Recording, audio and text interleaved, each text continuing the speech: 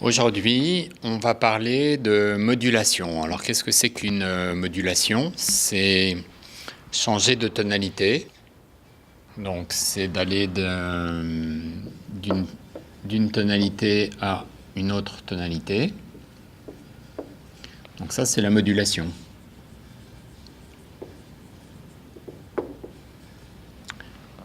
Donc, on va voir plusieurs techniques pour changer de tonalité.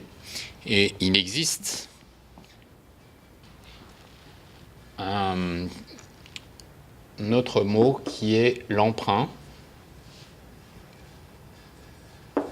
et qui se distingue un petit peu de la modulation, parce que dans l'emprunt, on part d'une tonalité, on va vers une deuxième tonalité,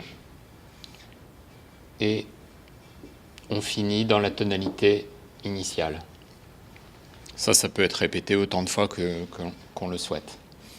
Donc, on verra un petit peu comment on gère l'un et l'autre. Alors, pour les techniques qui permettent de changer de tonalité, il y en a une qui a déjà fait l'objet d'une vidéo, c'est par la septième de dominante.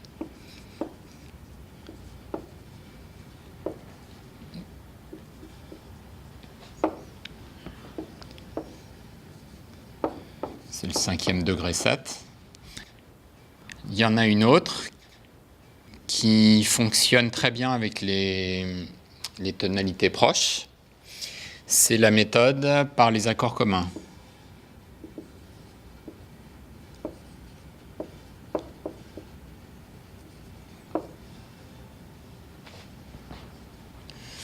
Alors, pour que ça marche, il faut qu'il y ait des accords communs, et ce n'est pas toujours le cas. Ça peut être le cas dans le cas particulier du relatif majeur mineur, qu'on pourra regarder tout à l'heure. Ça peut être dans des tonalités qui ont peu de différence entre les deux gammes, telles que Do majeur et Sol majeur, des choses comme ça. Là, ça marche très bien. Sinon, on a des modulations par chromatisme.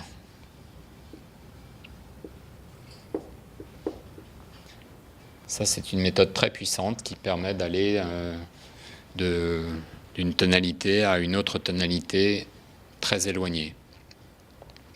Voilà, et puis ensuite, d'autres types de modulation que l'on n'a pas vraiment besoin d'étudier spécifiquement, qui sont de monter d'un demi-ton ou d'un ton à chaque fois qu'on boucle une séquence. C'est aussi une façon de changer de tonalité, mais elle n'a pas besoin d'être particulièrement étudiée puisqu'elle est assez automatique. Voilà, alors, comment ça marche une modulation par les accords communs?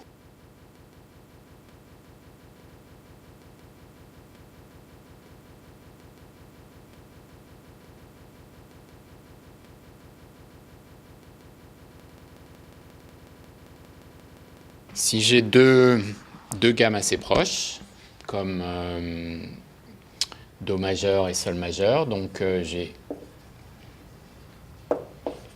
Do, Ré, Mi, Fa, Sol, La, Si, et pour la gamme de Sol majeur, je vais partir d'un Sol, mais globalement, je vais retrouver les mêmes notes, si ce n'est que j'aurai un Fa dièse ici.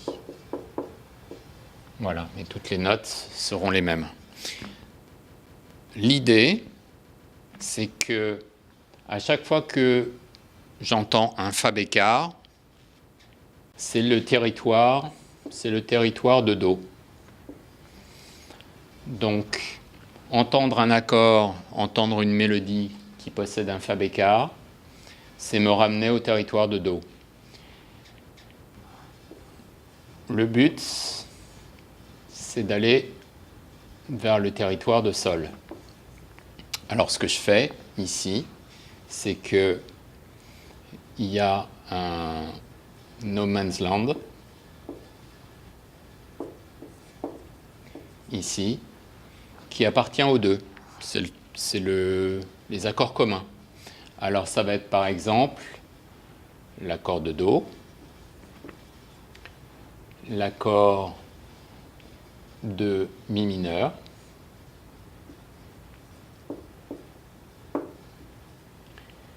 ça va être l'accord de Sol, ça va être l'accord de La mineur. Voilà. Et si je reste suffisamment longtemps dans cette zone commune, à un moment donné, je vais être suffisamment ambigu entre Do et Sol pour que je puisse conclure tout naturellement et d'une manière très fluide en Sol. Donc c'est ce que je vais vous faire écouter au piano maintenant. Alors, je suis en Do majeur, clairement en Do majeur, et je veux aller vers la tonalité de Sol. Donc ce que je fais, c'est que j'utilise des accords qui sont communs aux deux.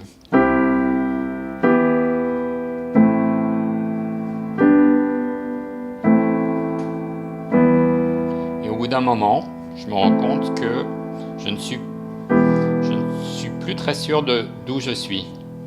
Et donc, il suffit que à ce moment-là, je mette un accord qui contient le Fa dièse pour qu'automatiquement, je conclue d'une manière parfaitement logique en Sol. Je vous le refais sans parler en même temps.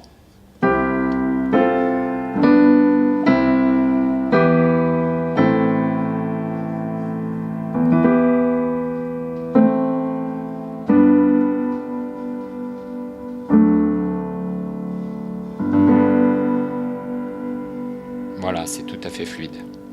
J'aurais pu aussi aller dans une autre tonalité proche qui était Fa majeur, la gamme de Fa majeur à un Si bémol, la gamme de Do majeur à un Si bécard.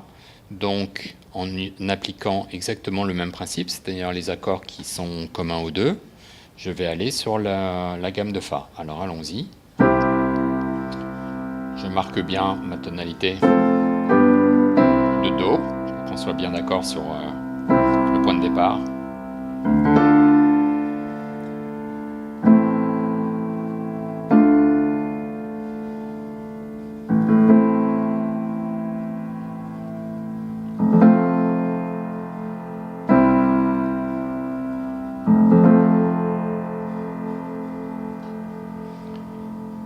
Et je suis arrivé tout naturellement sur un Fa.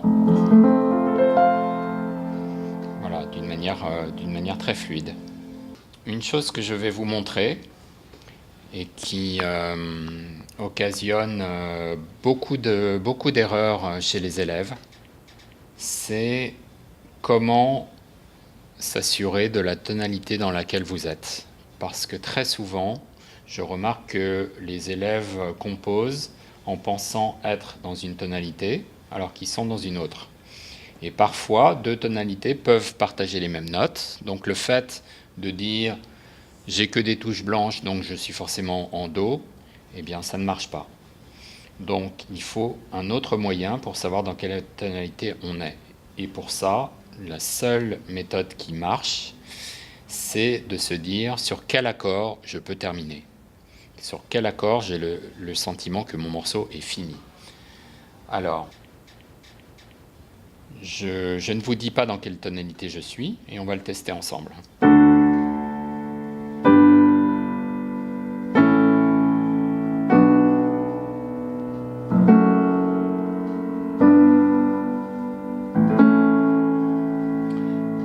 Maintenant, sur quel accord je finis mon morceau? Est-ce que je finis mon morceau sur cet accord? Non, là, j'attends la suite. Là, j'attends la suite. Là, j'attends la suite. Par contre,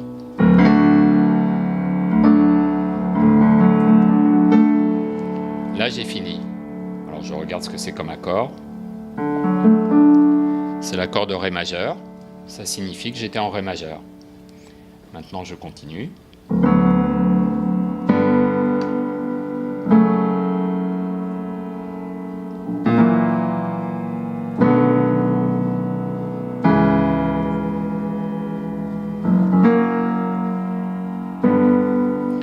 Alors, sur quel accord j'ai un sentiment d'avoir fini? Est-ce que c'est sur cet accord? Pas complètement. Des fois, ça ressemble, mais c'est pas complètement convaincant. Est-ce que c'est sur cet accord? Pas complètement convaincant. Est-ce que c'est sur cet accord? Pas complètement convaincant.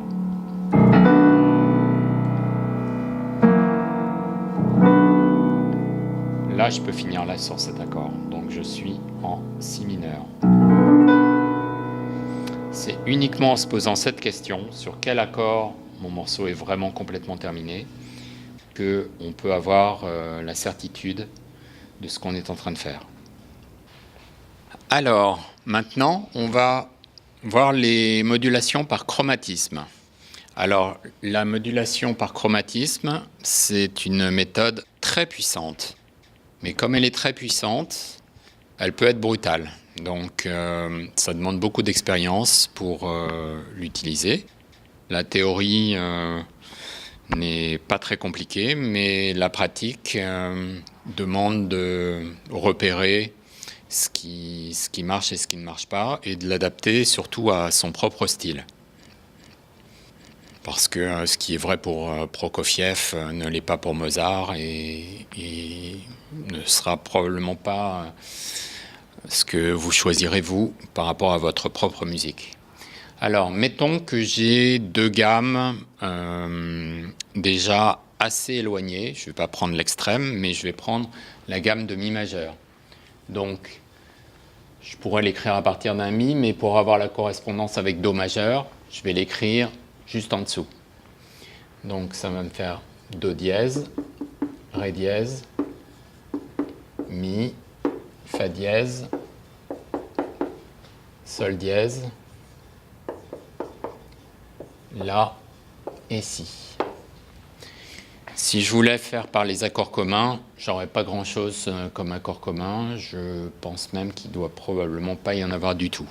Donc la méthode par les accords communs ne fonctionne pas quand on est dans des tonalités éloignées. Par contre, ce que l'on va voir, c'est qu'on peut distordre un accord. Mon accord de Do, Do, Mi, Sol, peut être distordu. Alors il y a des distorsions qui sont plus ou moins fluides, plus ou moins esthétiques. Et de préférence, on distord par demi-ton. C'est ce qui fait qu'on appelle ça modulation par chromatisme.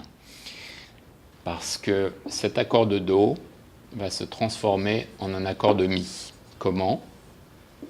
Et bien, par mouvement contraire, le Do descend et le Sol monte toujours d'un demi-ton.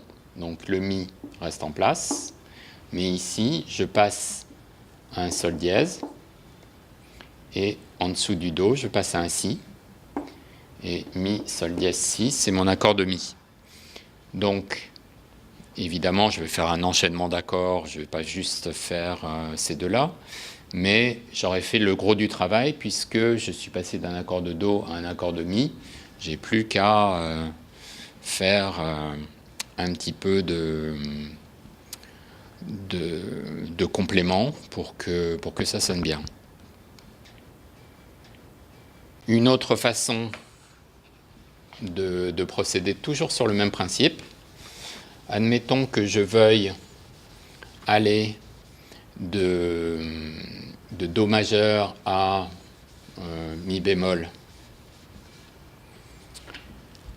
Donc la gamme de Mi bémol, elle va être Do, Ré, Mi bémol, Fa, Sol, La bémol, Si bémol. Voilà, là encore, pas énormément d'accords communs entre les deux. Mais par une simple distorsion, qui là va être d'une seule note, je vais me faciliter la tâche. Je vais juste changer une note, celle-ci, le Mi, et transformer mon Do majeur en Do mineur. J'aurai maintenant Do, Mi bémol, Sol. Et cette fois-ci, l'accord de Do mineur, c'est ma porte d'entrée pour compléter ensuite vers Mi bémol. Voilà un petit peu comment ça se passe. Donc, soit par mouvement contraire, soit par la modification d'une seule note et de préférence d'un demi-ton. Maintenant, ce n'est pas interdit de changer deux notes. Si je veux aller d'une tonalité de Do vers une tonalité de Fa dièse majeur, ce qui est très difficile parce qu'il y a une énorme différence entre la gamme de Do et la gamme de Fa dièse, je vais partir de Do mi sol. Je vais le transformer en accord de La, qui va me donner Do dièse,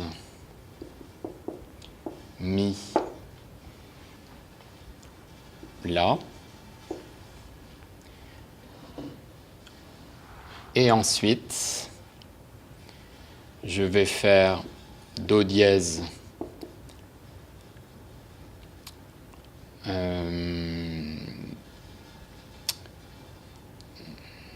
Fa dièse, La. Ici, je serai en Fa dièse mineur. Et ensuite, Do dièse, Fa dièse. Et j'ai juste à mettre un La dièse ici.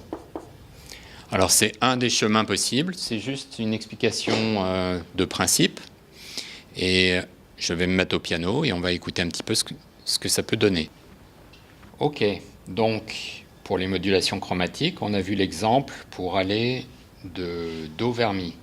On a vu que on distordait l'accord de Do majeur avec une note qui descend, une note qui monte, qui me donne le Mi. Et ensuite, une fois que je suis sur le Mi, j'ai déjà fait le plus gros du travail.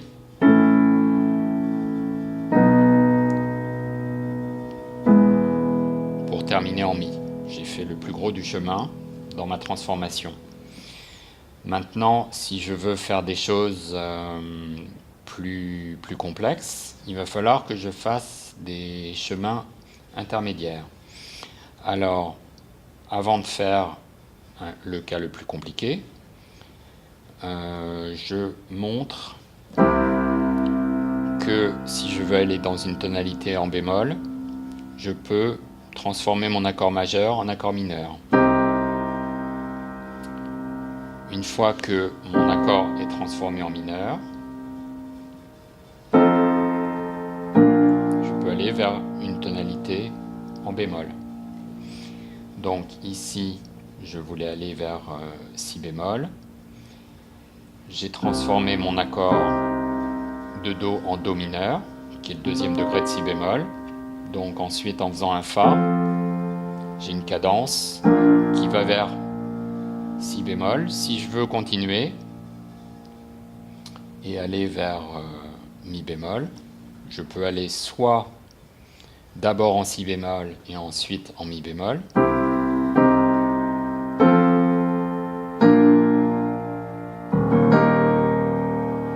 soit essayer de gagner du temps. Et dans ce cas, je vais aller transformer mon accord de Do majeur en accord de La bémol. Alors le Mi descend au Mi bémol, le Sol monte au La bémol. Et là, je suis beaucoup plus rapide pour passer en Mi bémol. Le tout, c'est de choisir si vous voulez être rapide et un peu brutal ou si vous préférez être plus souple par des chemins moins directs. Alors maintenant, on va essayer il y a de nombreux chemins possibles pour aller de deux tonalités très extrêmes qui sont Do majeur et Fa dièse majeur. Donc là, c'est deux tonalités qui sont vraiment très très distante. Alors, qu'est-ce que je peux faire? Je peux d'abord commencer par transformer mon accord de Do majeur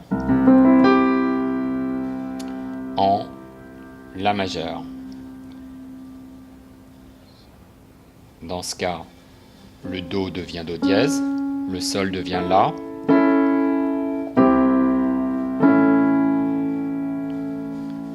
Ensuite, une fois que je suis sur le La, j'ai qu'une note à changer pour faire un accord de Fa dièse mineur. Et une fois que je suis en Fa dièse mineur, je peux faire la transformation du Fa mineur en Fa majeur. Et je suis arrivé à Fa majeur. Ce qui fait qu'avec un peu de vitesse, ça me donne ça.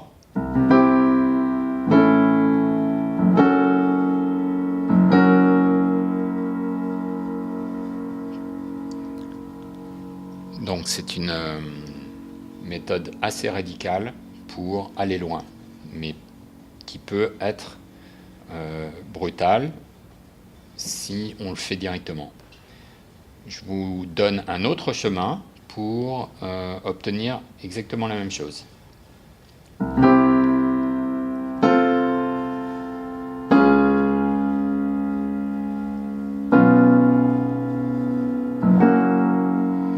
Voilà, j'ai fait par chromatisme.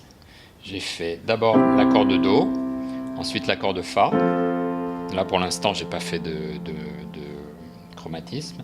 Mais ici, cet accord de Fa va s'enchaîner sur l'accord de Ré bémol.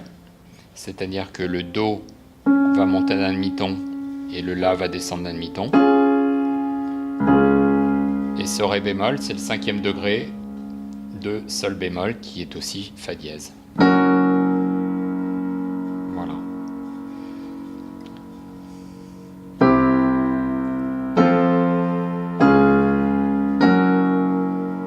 Vous voyez la puissance de cette technique de modulation. En 3 accords, je suis passé de 2 tonalités extrêmement distantes. Ok. On a vu les modulations. Je vais montrer un petit peu ce qui se passe quand ce sont des emprunts. Donc on part d'une tonalité, on en change, mais on termine dans la tonalité de départ. Je ne vais pas tout refaire, je ne vais pas faire... Toutes ces méthodes-là peuvent s'appliquer, mais je vais me simplifier un petit peu ma présentation.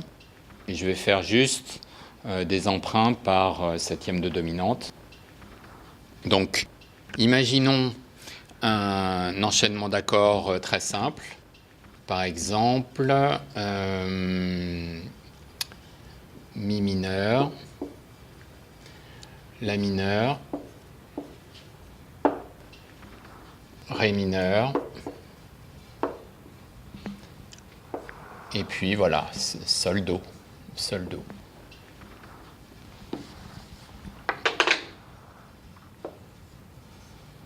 Alors, dans la version initiale, je suis complètement en Do majeur, mais je peux, si je le souhaite, changer de tonalité.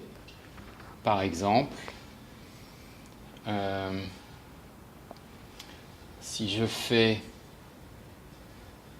Mi mineur, La majeur, par exemple La7, je vais aller vers la tonalité de Ré mineur. Donc on va dire qu'ici, là j'étais en Do. Là, ici, je suis en Ré mineur, avec le 5e degré, 1er degré. Et qu'ensuite, je vais faire Ré mineur, Sol 7, Do. Et là, cette fois-ci, je vais être d'ici à ici, en Do. Donc, on dira, parce que dans l'accord de la septième, il y a un Do dièse. Là, Do dièse, Sol. Donc ici, du fait que j'ai un Do dièse, on a bien fait une modulation vers Ré mineur. Je peux également cumuler et faire plusieurs emprunts dans la même phrase. D'une manière très simple. Ici, je garde la 7, donc j'ai le 5e degré de Ré, mais le Ré, je le transforme et j'en fais un Ré 7. Donc ici, je vais vers le 1er degré si je suis en Ré, mais ici, quand je vais de Ré 7 à Sol, je suis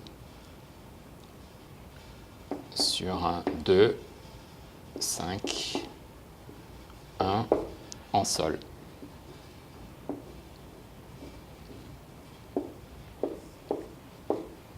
Voilà, et puis je remodule ici avec, pareil, 2, 5, 1 en Do, puisqu'il s'agit d'un emprunt. J'ai commencé en Do et je finis en Do. Je vais vous faire écouter ça au piano. C'est beaucoup plus simple qu'il n'y paraît quand on l'écrit au tableau. Alors, voilà au piano mon exemple très simple. Mi mineur, La mineur, Ré mineur, Sol majeur, et qui conclut sur Do. Donc je suis bien dans la tonalité de Do majeur depuis le début.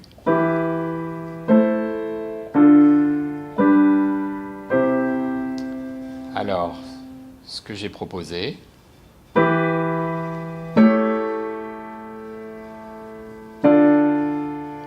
c'est de transformer mon La mineur en un La majeur, que je fais La majeur 7. Si je m'arrête là, j'ai bien modulé en Ré mineur. Et comme je continue, je finis en Do. Donc je le rejoue un peu plus vite.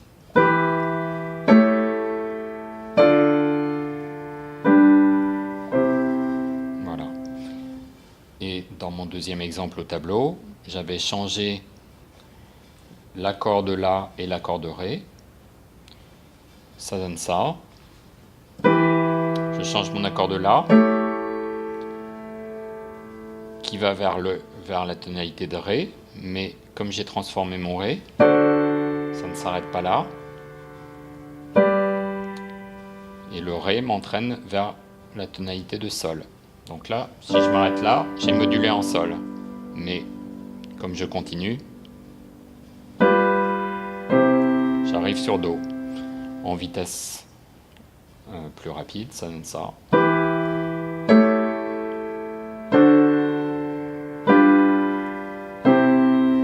Voilà. Donc je suis parti en Do, je finis en Do. Et entre les deux, j'ai exploré d'autres tonalités, ce qui m'a fait utiliser des accords qui ont des notes qui n'appartiennent pas à Do majeur, puisque j'ai utilisé